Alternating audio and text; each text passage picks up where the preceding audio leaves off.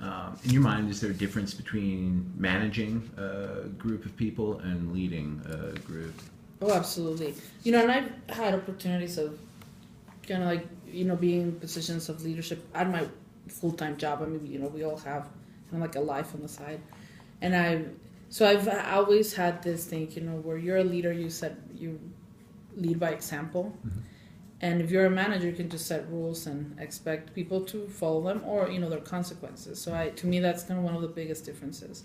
I used to run and be the division director for the State Office of Ethnic Affairs, and I had directors under me. I was 26, and I had directors that were older than me, and that was probably one of the biggest challenges as when I was younger and trying to be a good leader. Is like, how do I work with this when culturally I was taught that you have to respect your elderly, and I had that very ingrained in my head and my just cultural patterns, and I had to get out a little bit of my comfort zone and be able to just continue to be very respectful, because they do have experiences that I don't have, and I had to acknowledge that based on your personal life and age.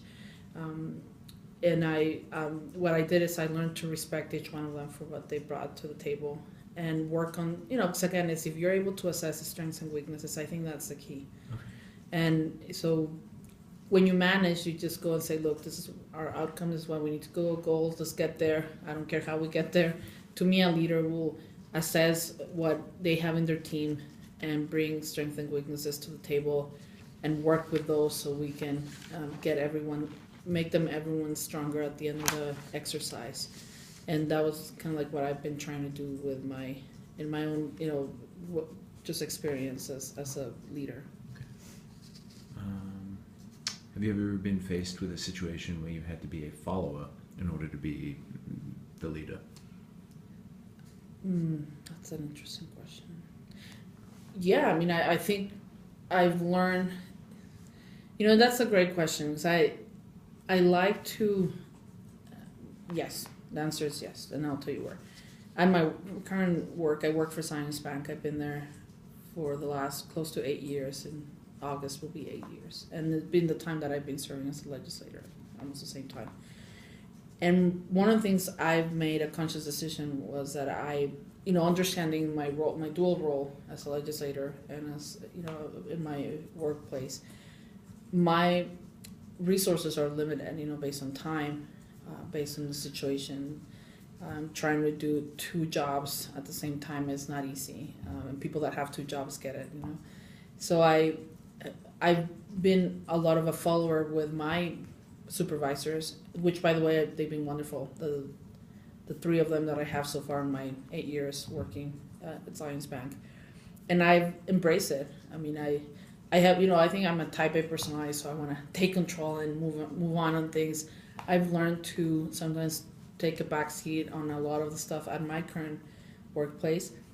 In the political arena, it's a little bit different, because I see myself as a representative of District 1, someone that needs to really take charge for my constituency. So I'll be pushy when I have to on issues that are relevant to my district, first of all, or things that I feel passionate about. And the other stuff, for example, and I'll give you an example in the legislature. I feel very passionate about gay rights and issues related to equality for that community for personal reasons. And but obviously I'm not gay or a lesbian, so I have deferred to some of my colleagues that have a very personal experience to take the leadership on those issues. And we've been on the back, sitting, just following them and supporting them. But even though I feel very passionate about it, because it impacts a very personal, a loved one of mine, and I would love to be a little bit more pushing maybe sometimes on some of these issues, I feel it's important that that person that truly represents that experience takes the lead. Now, if you think about immigration, and Dimitri's not here anymore, but Dimitri and I took on this huge bill on that was proposed in legislative session of 2011. We made national news. We were both. I mean, he is kind of like the main drafting head of this bill. Immigration by default became, people were kind of like using me as a person. I think because maybe not my personal experience, because my immigration experience is very different than ones we're advocating for. but because I'm an immigrant and because maybe I look more familiar to the faces that you think of an immigrant. So I've learned that sometimes you have to be the follower because of many other factors on whatever issue you're working on. I've done it in my workplace now, and I'm okay with it. I remember the first time I called my dad. This is probably 2 years into me being elected, or a year and a half. And my dad worked in banking all his life. And I said, Dad, I'm calling you to tell you that I've come to a realization that I'm not going to be the best banker in the world, because I can't be both. I can't be, a great state senator and the best banker. I just humanly, I just can't. Maybe somebody else can. It's not me. And I remember my dad on the phone was like, what are you talking about? I'm like, I'm in the middle of a nervous breakdown, but I'm just letting you know that. But in retrospect now, I think it was my own way of saying I'm going to be the follower in certain places, because also humanly you can't be leading everything.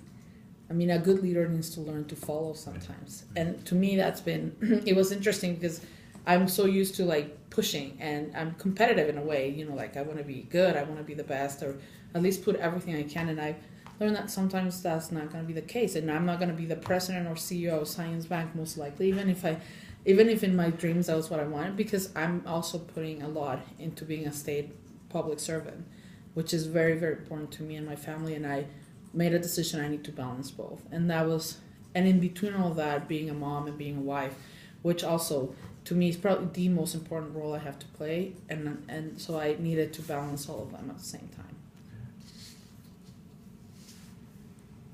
Do you feel that leadership qualities are innate, or that they can be learned? No, you learn them.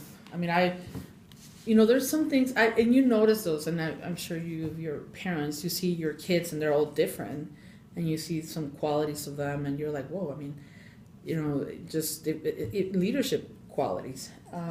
But I think and you look at people that were raised in the same family, same structure, and you have 180s of individuals, right? Just because there were also traits I think that you were born with, but most of them are learned. I mean, you learn from your own mistakes. You learn if, I always tell people, wow, we don't learn from our own history. I mean, you read about history and we still make the same mistakes, 100 years later. Well, it's the same for individuals, right? I mean, your parents may come here and say, don't do this, it's bad. You will do it because you have to experience it, right? And as a parent now, I'm seeing it on my own, experiencing it on my own. And I'm thinking, wow, my mom was right. But, it's like now I'm facing the same things that they probably faced when I was, a teenager or a 10-year-old or whatever. And that's been interesting. But I think you learn them. Yeah. You learn them and you appreciate them. But I think sometimes recognizing them may be something that maybe a mix of your genetics as well. Sure. Being able to recognize some of those stuff. Well, capitalize on them too. Yeah, absolutely. How important do you think it is for a political leader to be charismatic, to lead others, and establish credibility with followers? I love that question about the charismatic. Because lately, I've been facing people, individuals that I love, by the way, dearly. I think they're great people. But holy cow, they're just not, they just don't have it, And I always tell people, it's like, look, if you don't have that, then you have to do like 10 times more somewhere else. And by the way, they're great leaders that are not charismatic. I mean, they're people that have taken on leadership positions, but when you're charismatic, I think it takes you 10 steps ahead. I mean, you're already starting with 10 steps ahead from your opponent. Right now, we're having a very interesting mayoral race, and I really encourage you guys to see just the personalities and how much the charisma is going to play at the end, because I look at them and I'm like, guys, at least smile. I mean, I was like, you just at least have to smile. If you ever want to get elected, you have to smile. And by the way, the muscles that you're working will really help you, get, just your face and everything. And people used to say, oh, that's so ridiculous. I'm like, no, you do kiss a baby and you do smile, because how do you think people are going to connect? I mean, they have to feel that you can be the person they can call on the phone and be like, hey, I have a problem. If you look scary, it's just not going to happen. And, we think about it, the way we dress. I mean, that's why there's political consultants that tells you what color of your hair you can have. I mean, I ran for Congress last year. And I remember going from a state Senate race to a congressional race is a 180. Congressional races, people think they can actually have an opinion on anything of you, the way you look, you may have to lose so much weight and your makeup and no, you can't use that type of, the brand is horrible. You can't have a Coach if you're going to be, going to the west side of Salt Lake City where people make $30,000 a year. Here you have a handbag that's $1,500 or, all of that stuff that you don't think of yourself you have political consultants telling you, on that. So charisma is absolutely a big deal. And if you don't have it, because not everybody has it, and I'll say that, then you have to compensate somewhere else. Okay. But I think it's doable. You can still be a great leader. But I just think getting the electability may be more, it's more questionable. I mean, whether you're electable or not when you don't have that much charisma, so you have to compensate somewhere else. Sounds like you feel like you're starting from behind if you. Yeah, You're absolutely. at a hand. Okay. Republicans and Democrats increasingly seem to become more polarized. How do you successfully negotiate with a party that has such a different viewpoint? Yes, I believe there's more extreme groups on both sides.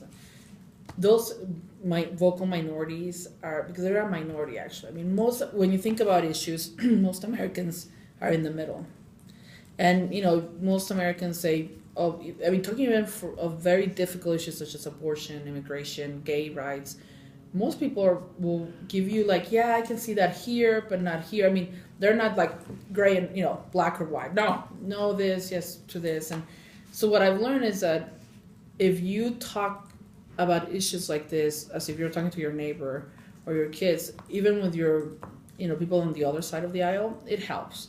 So you just level with them. And you have to build relationships. I've been here for 7 years, so I know most of them. It's hard on the House because their turnover is so high. You can have, 10 new legislators every 2 years.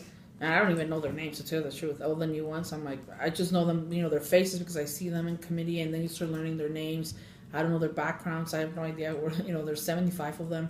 So I think that's probably a little bit more of a challenge. But when you have a personal relationship with someone, to me, it's the best way to go. I mean, you go through the personal side of someone and say, hey, let's level on this. This is not about, Republicans or Democrats. This is about a community. This is about an individual. This is about an illness.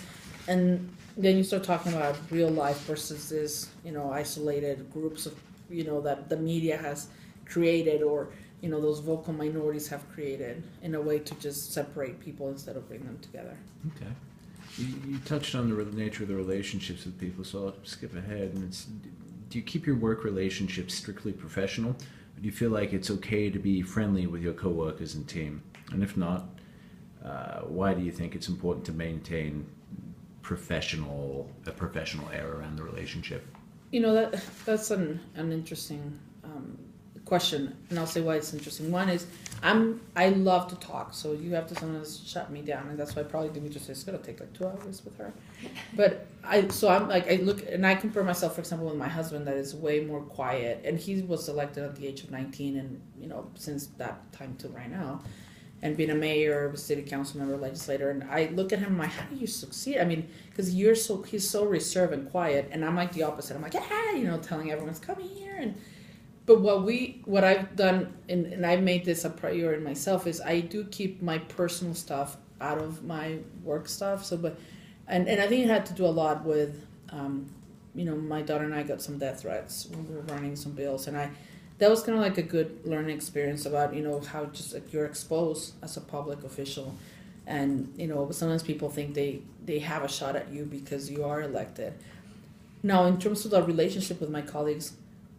I'm very respectful. I address them as senator or representative, and it takes me a while to then go into the first name basis with them, and I do that purposely for the reason that I need to acknowledge them as first in their title and who they are, because I am communicating with them at that level. Mm-hmm. And I still, with some of them, I've still only addressed them in that level, and I've known them for 7 years. I know their wives, husbands, or kids, but I just don't feel that my relationship with them is at that level where I can address them on a first name basis, and they may talk to me back in a first name basis, and I'm okay with it.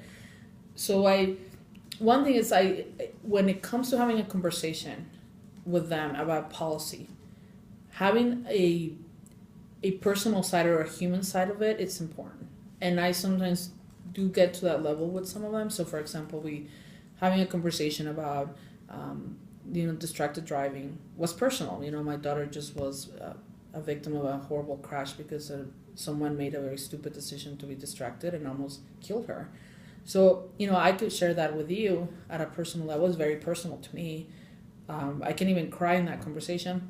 But at the end, I'm not going to go and say, hey, let's go over to my house and, have dinner. I mean, I would welcome anyone if they want to come to my house, but it's not like we're going to take it to that level. So I kind of differentiate that personal piece with some personal experiences that can bring some different perspective to a policy conversation. Uh-huh. Because my biggest concern when we talk about policies, we just end up talking about numbers and not real people. And sometimes you have to open your life and your personal experiences on those issues. I'll give you another example, which is super uncomfortable, but it happens to me all the time. Divorce. Most of my colleagues have never been divorced. Uh-huh. I would say 97% of them, which is a rare pool of people because most people, 50% of people go through a divorce in their lives, right? Or 50% that get married. And when they're making these policy decisions on whether you have to take a divorce class before you can even file for divorce, or things that maybe people that have never experienced a divorce will never even think about it. Like, sure, have them take a class. I don't care. I've had to sometimes bring my own personal perspective of my own personal experience, which is super uncomfortable. Who wants to talk about their own personal divorce? Right. But I think it's worthwhile when that conversation can change the dynamic. And it has happened before in a committee, which is very uncomfortable, right? I mean, that's public. Everyone can listen to that. And I'm sure my ex-husband doesn't appreciate that. I mean, it's not talking about him, but just even the experience. I'm glad I have a good relationship with him. But, I think sometimes that's when you go into your personal piece. But just to finalize that final answer to your question, I do keep my personal life very personal. I mean, so I know some, for example, some legislators that interact a lot. They even travel together as families, or they have barbecues all the time. I don't. I mean, I like to keep some of that stuff just because it helps also my children know that, there's a difference between mom at work and mom at home. Yep. When do you think an argument can be healthy? Arguments are healthy. They're not fun. I think, it's learning you build, you have to set rules even when you argue. And that's hard because it's not like you're going to stop. It's like, let me stop. These are the rules of how we're going to argue today. But I think there should be some, for example, at the legislature, we have rules, literally rules. And when we argue, and it could be a very heated argument, the rules will, supersede anything. I mean, you have to follow the rules in order to argue.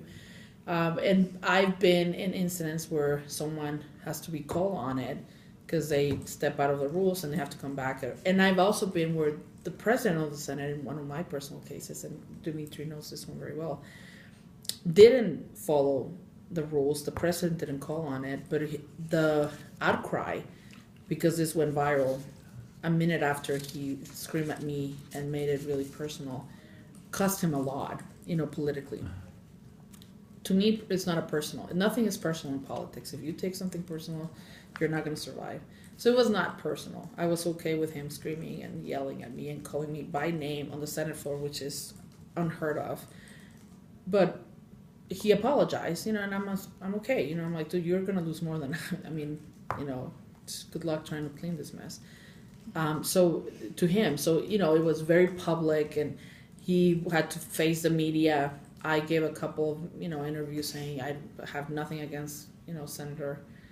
I know how stressful this is. I know how passionate we feel about issues, but, he's said some stuff that he's going to have to deal with. And, I can't speak on his behalf. And so it's funny because, he's a good friend of mine. I mean, he's okay. We've worked together for 7 years. He's been here elected for a long time, and I respect his constituency, but he made a mistake, and, if you don't follow the rules, you're going to pay the consequences. So when you are in an argument, you should at least set some rules. I mean, and you sometimes have to stop and say, hey, this is not how I want to argue. I mean, maybe we need to take a break and come back. But I think if you have the maturity to do that, it will get you better results at the end.